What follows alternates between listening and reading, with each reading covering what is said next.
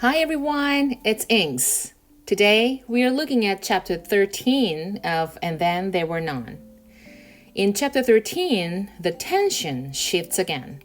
At this point, being alone feels dangerous, so staying together should feel safer. But this chapter shows us that being together does not necessarily bring comfort. And that is what gives this part of the story its particular edge. The characters are sharing the same space, but not at the same sense of safety. Everyone is watching, waiting, and holding themselves in. One thing to really notice in this chapter is how fear starts to feel more personal. It is no longer just about what might happen next.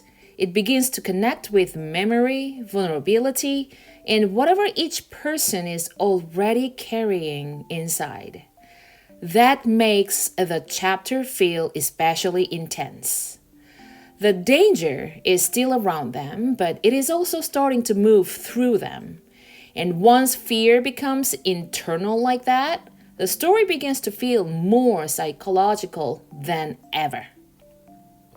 Another important part of chapter 13 is the growing sense that nothing here feels accidental. Even small details begin to carry weight. The atmosphere feels more shaped, more deliberate, and more controlled. That matters because it changes the way we read the chapter.